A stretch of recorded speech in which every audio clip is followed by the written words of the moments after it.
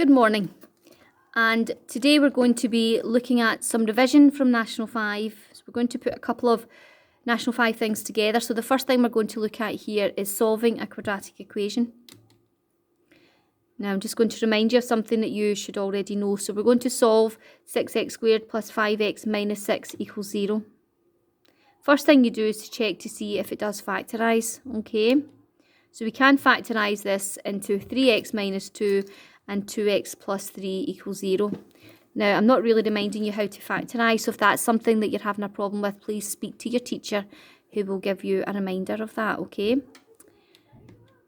Right, so we make each of the brackets equal to 0, and then we make 3x minus 2 equals 0.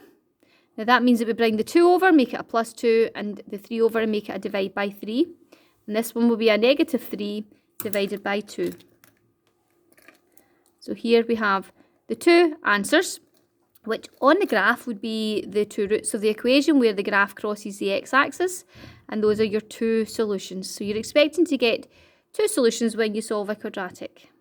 Okay, so remember, factorise first. If you can factorise, that's how you would do it first. So here we have another quadratic, x squared minus 4x minus 1 equals 0. Does this factorise? You try to factorise it and you realise it doesn't. So we could complete the square.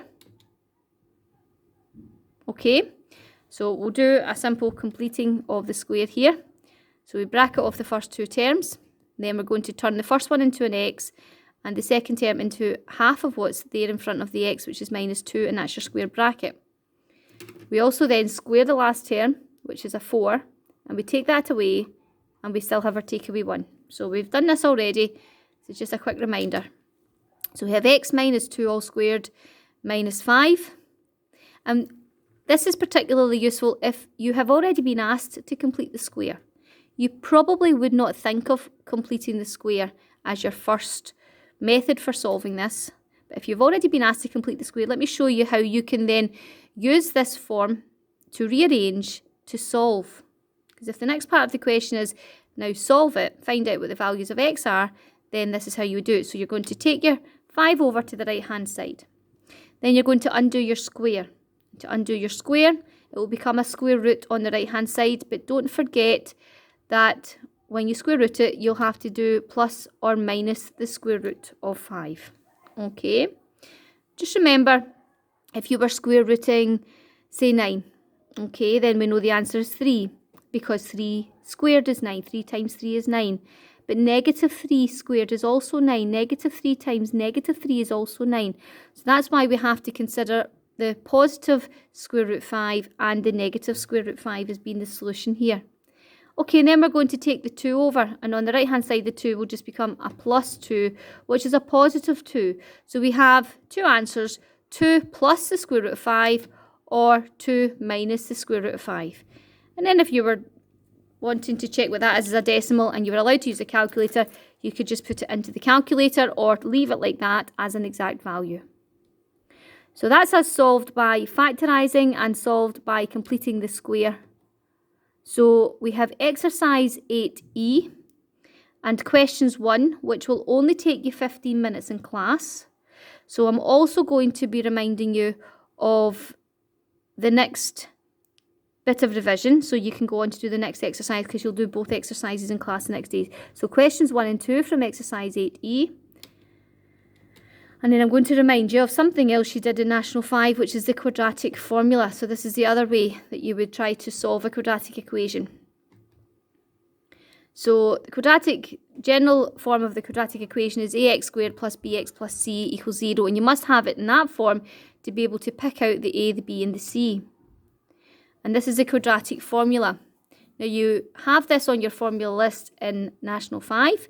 You will not be told this at higher. You need to know this. So x equals minus b plus or minus the square root of b squared minus 4ac all over 2a. And you have to be able to rhyme it off just as simply as I have done there. Okay, so here we have a question here to solve. Leave your answer as a third in its simplest form. So we'll have to do that at the end as well. So pick out your coefficients. Okay, so we're going to use the formula. We have to pick out our values of a, b and c. So a is the number in front of the x squared, which is 1. B is the number in front of the x, which is 4, and C is the number on its own, the constant on its own. But everything else must be on the left-hand side, and the right-hand side must be equal to 0 for us to pick out the correct numbers, okay? So we put these numbers in. So here we have minus 4 plus and minus the square root of 4 squared minus 4 times, and your A is 1 and your C is negative 1, all over 2 times 1.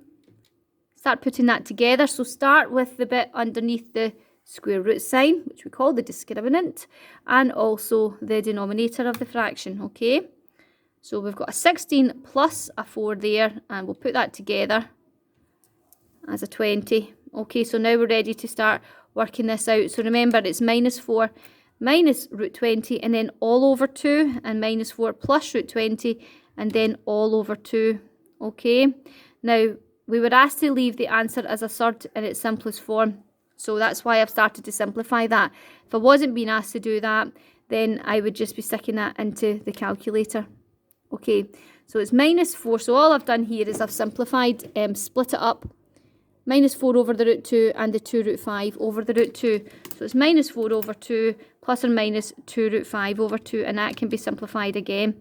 So minus 2 plus or minus root 5. Now all that work that's been done there is because the question specifically asked to leave a surd as a surd in its simplest form.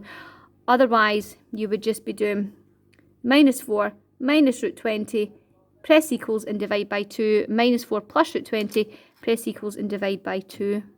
So your two answers are minus 2 plus root 5 or minus 2 minus root 5, and that's because it's as a surd in its simplest form.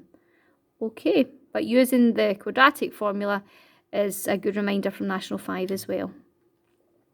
So here we're asked just to solve and give your answer to 3 decimal places, just an ordinary one.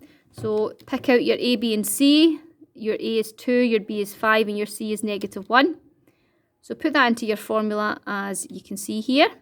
Let's start tidying the part underneath the square root sign, which is the discriminant and the denominator. So we've got a 25, and then 4 times 2 times 1. Negative times negative is a plus 8. So we've got a root 33 underneath there. Okay, and the denominator becomes a 4. Okay, so we're going to work out what negative 5 plus root 33 divided by 4 is, and negative 5 minus root 33 divided by 4 is. Now remember, when you're putting this into the calculator, make sure that you're gathering the whole numerator together so it knows it's the whole thing that's been divided by 4. So either use brackets to put in the first part, which is negative 5 plus root 33, either put that in brackets, then divide by 4, or do negative 5 plus root 33 and press equals after it, and then divide that answer by 4. Okay? Just check that you are getting the correct answers on your calculator to make sure you're not making any little mistakes there. So that's all the ways I've been able to solve a quadratic. Either factorising, which you always try first, completing the square if the question leads you to complete the square, but the other way, if it can't factorise, would generally be using the quadratic formula. So you're also going to go on and do exercise 8G for the remainder of the period, and we have our selection of questions there. So as always, ask your teacher if you need any help. If you need a reminder on how to factorise, make sure you do ask your teacher for help. And take care and good luck.